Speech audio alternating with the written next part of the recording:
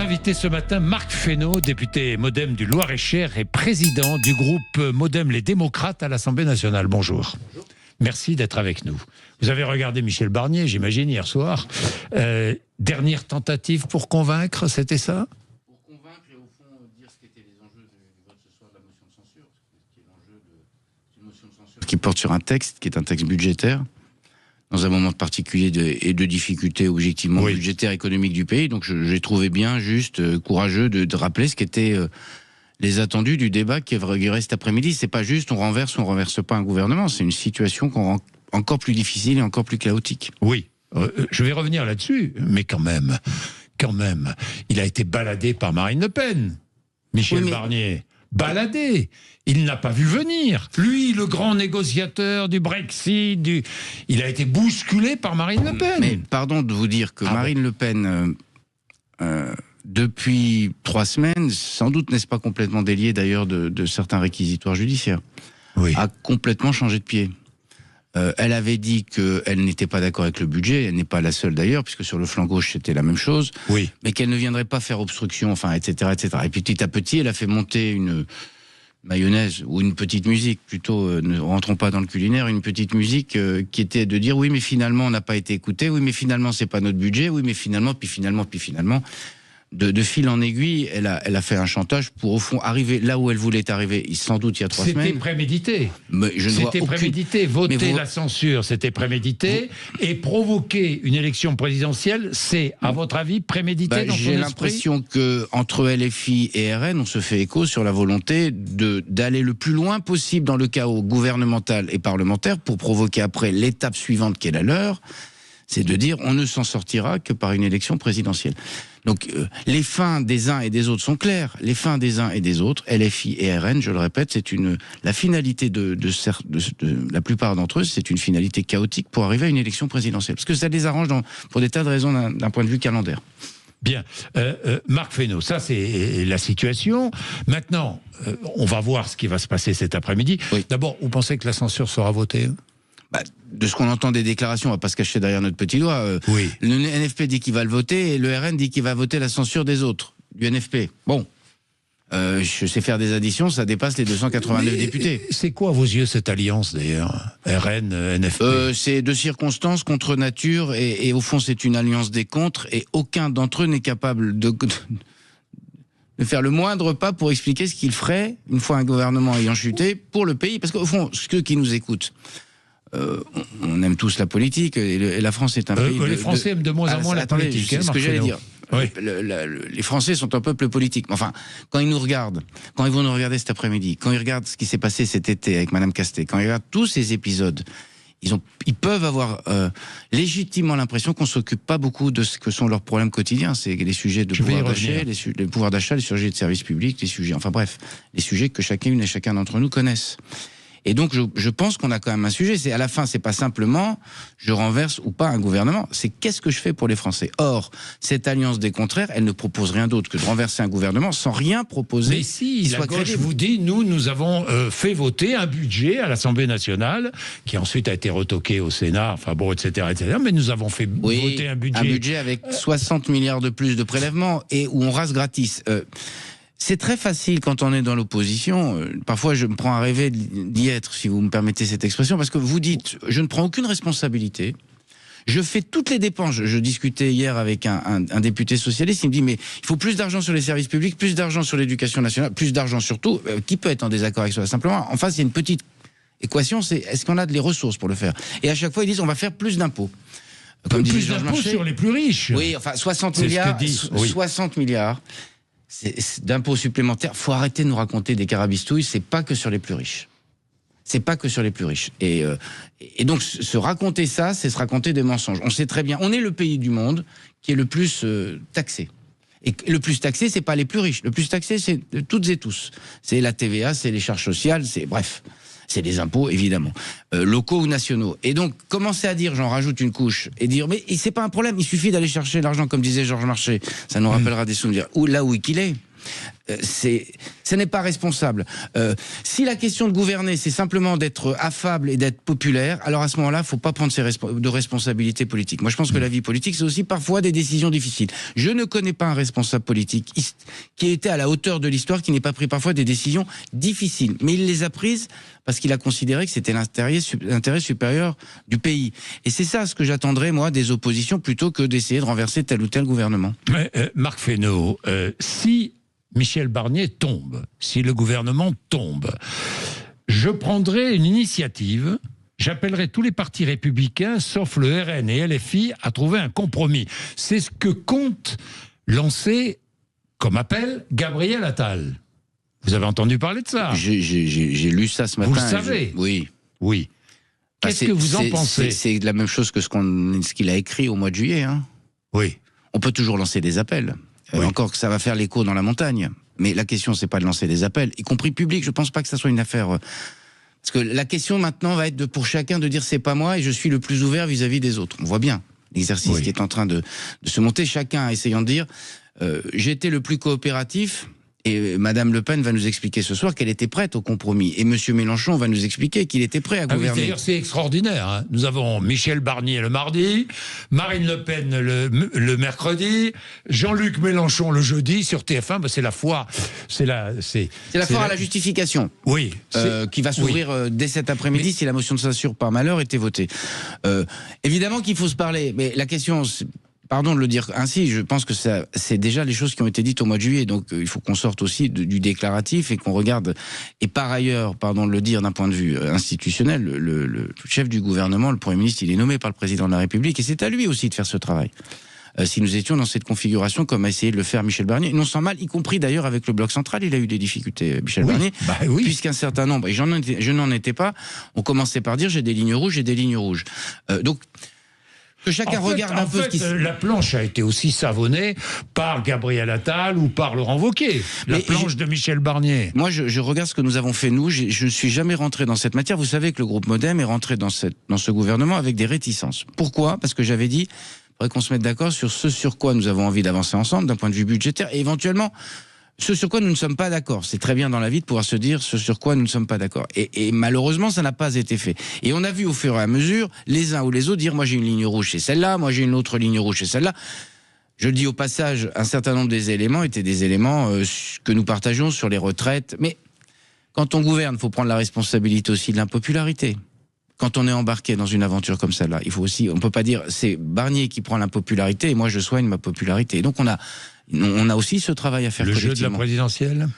Ah oui, on voit bien que dans cette affaire-là, y compris les protagonistes de la motion de censure, Mélenchon et Le Pen, ils jouent une présidentielle anticipée parce que ça les arrange pour des raisons différentes. Si Michel Barnier tombe, qui va sortir vainqueur de la séquence? Moi je pense que personne ne sort vainqueur parce que c'est l'image de la politique qui est amochée. Et les Français, eux, sortiront vaincus. Et eux, ils sortiront vaincus et ils auront le sentiment. Moi je pense, vous voyez... Comme vous savez, je me suis occupé pas mal des questions agricoles quand j'étais évidemment ministre de l'Agriculture. Il y a des mesures qui sont attendues par le monde agricole. C'est des mesures que nous avons travaillées pendant des mois et qu'on n'a pas pu mettre en œuvre compte tenu de la démission du gouvernement au mois de juillet. On va aller leur expliquer que parce qu'il y a une présidentielle en 2027, il n'y a pas de loi d'orientation agricole, il n'y a pas de mesures fiscales, il n'y a pas de mesures pour les retraités agricoles. Tout ça parce que les petits jeux politiciens l'ont emporté. Et je pourrais multiplier les exemples sur d'autres secteurs. Je parle du secteur agricole parce que j'y suis... très attaché et assez préoccupé. Qu'est-ce que sont des responsables qui se mettent dans la situation de dire devant les Français, au fond, on s'en fiche de vos affaires. Au fond, ce qui nous intéresse, c'est l'étape d'après. Pour les uns, la présidentielle, enfin bref. Et donc, il me semble que là, ce soir, si nous avions une motion de censure, tout le monde aura perdu. Et ce soir, si nous avions une motion de censure, il nous reste la nécessité d'avoir un budget, de la sécurité sociale. Il faut un budget, un projet de loi de finances initiale. Alors, la Constitution est pas mal faite. C'est pas la pluie de sauterelles va pas s'abattre sur la France. Mais enfin, ça peut pas être sans conséquence de pas avoir un budget. Avec un gouvernement démissionnaire qui restera en place. J'ai été dans la situation d'un gouvernement démissionnaire pendant plus de 2 mois. Et alors ? Et je peux vous dire ce qu'on ne peut pas faire. Et on ne peut pas faire grand-chose dans une situation de gouvernement démissionnaire. Ça voudrait dire que nous aurions été dans la situation entre juillet 2024 et peut-être décembre 2024, quasiment ininterrompu d'un gouvernement, soit qui se met en place, soit qui est démissionnaire. Oui. Comment on peut gouverner un grand pays dans ces conditions-là? Et donc je trouve que ceux qui portent la responsabilité, ou qui veulent porter la responsabilité d'une motion de censure, il faudra qu'ils en rendent compte devant les Français. Il ne faudra pas qu'ils se retournent vers ceux qui ont essayé, Marc comme Fesneau, nous, par si exemple. on n'est pas d'accord avec la politique conduite par un gouvernement, on censure ce gouvernement. Oui. Ça paraît logique aussi. Oui, mais et derrière, and so what, comme disent les Anglais. Oui. En Allemagne, vous pouvez faire tomber un gouvernement si vous avez un Premier ministre, enfin un chancelier et une base programmatique alternative. C'est-à-dire que vous ne pouvez pas faire tomber dans le vide. Là, vous allez faire tomber dans le vide. C'est-à-dire que vous faites tomber un gouvernement, mais vous n'avez pas d'alternative. Parce que la gauche d'ici, on a Lucie Castet et le programme du NFP. On va peut-être arrêter ce genre de... On a eu ce cirque, pardon du mot, tout l'été, avec, je trouve, je le dis, un sentiment pour moi un peu gênant de désintérêt total pour Madame Castet, ayant le sentiment qu'elle était otage des jeux des uns et des autres. Et je vois d'ailleurs qu'elle a déjà été lâchée par un certain nombre d'entre eux. Et je trouve pas ça bien. La façon de traiter les personnes n'est pas une chose très honorable dans cette affaire-là. Donc le petit jeu de l'été, de dire on a une alternative, ils ont encore moins de parlementaires que nous n'avons dans le bloc central. Et ils prétendent pouvoir gouverner sans une motion de censure qui arriverait assez vite. On plaisante. Et donc, on ne peut s'en sortir que si à un moment, un certain nombre des gens de gauche, et nous avec, on fait l'effort de se dire... Mais c'est ce que dit Gabriel Attal. Mais enfin, oui, bon. mais enfin, il faut qu'on se mette... Est-ce qu'il est le mieux placé pour ça? Est-ce qu'il est le mieux placé non, pour mais ça? Soyons francs, mais Marc Fesneau. Je pense que ça doit venir... pas seulement du bloc central. C'est-à-dire que... Est-ce que ça va venir de François Bayrou? Mais je n'ai pas encore prononcé son nom. Oui, c'est vrai. J'étais étonné d'ailleurs. Oui, mais j'y viens. Est-ce que ça va venir de François Bayrou? Est-ce qu'il va prendre l'initiative pour essayer de trouver un accord de gouvernement? Ce qu'on appelle un accord de gouvernement, pour permettre le vote d'un budget, pour permettre d'avancer sur le domaine sécuritaire, sur le domaine migratoire, sur le domaine des inégalités. Et je vais y revenir. Je vais revenir sur les chiffres de la pauvreté. Marc Fesneau. Mais oui, d'abord, vous savez que François Bayrou, depuis très longtemps, est sur cette ligne-là, de dire il faut qu'on arrive sans renier de nos convictions. Parce que nous sommes dans un pays où quand on se met autour de la table et qu'on essaye de parler, on croit toujours que le compromis, c'est la compromission. Moi, je ne demande pas aux socialistes de renoncer à ce qu'ils sont. Mais je leur demande de ne pas me demander la même chose. Je ne dis pas que la droite doit renoncer à ce qu'elle est. Mais dans ce moment, la situation est quand même grave. Nous sommes, regardez, si ce soir nous n'avons plus de gouvernement, ça nous affaiblit au niveau européen, ça nous affaiblit au niveau mondial. Et donc... que François Bayrou prenne ou une initiative ou qu'il prenne la parole pour dire ce qu'il sent du moment. Il l'avait dit au mois de juillet-août en disant il faut qu'on trouve un Premier ministre de compromis, y compris ayant dit à l'époque que par exemple Bernard Cazeneuve pouvait faire partie des profils comme Michel Barnier fait partie des profils. Et donc on a besoin de voix qui fassent entendre pas seulement raison. Est-ce qu'il va se faire entendre? Oui, il va se faire entendre. Je discutais avec lui hier. Il va se faire entendre pour dire ce qu'il sent du moment et de ce que nous devons faire. Mais ça nécessite un peu de s'extraire des petites combinaisons politiciennes. Est-ce que vous demandez à ce qu'il soit nommé Premier ministre par le président de la République? Alors moi, vous savez les liens que j'ai avec François Bayrou, donc vous... Oui, si je vous pose la question, c'est pas un hasard. Vous allez me faire dire du bien de François Bayrou et j'ai pas de mal à le faire. Pour dire du bien, je vous demande simplement... Dans la situation actuelle, c'est un des profils qui me semble être, si nous étions amenés dans cette configuration, qui me semble être le plus pertinent compte tenu de son histoire, de son parcours, de ses relations avec les uns et les autres. Mais alors j'y viens sur les... finissez, puis je viendrai sur les relations. Je trouve que on peut pas, dans le moment politique qu'on est, à 6 heures peut-être d'une motion de censure, dont on attendra quand même les résultats, parce que j'ai toujours un espoir de la raison, moi. Mais bon, mettons-nous dans la position dans laquelle on va pas se défausser des questions que vous me posez. On peut pas commencer par dire c'est Bayrou ou personne d'autre, voyez, parce que si on commence... Et Bayrou l'a pas fait lui-même. On peut pas dire c'est lui ou rien. Dans ce moment-là, il y a un besoin de personnalité qui puisse le faire et l'incarner. Il en fait partie de façon très éminente, mais ça peut pas être un préalable seulement. Vous voyez bien qu'on est dans une équation politique où il faut, quand vous voulez du compromis, vous dites pas c'est ce qu'ont fait les socialistes tout l'été avec leurs amis, de dire c'est Madame Castet ou rien, refusant leur propre ami, le propre Premier ministre qui soutenait, à savoir Bernard Cazeneuve, par un vote du Bureau national du PS.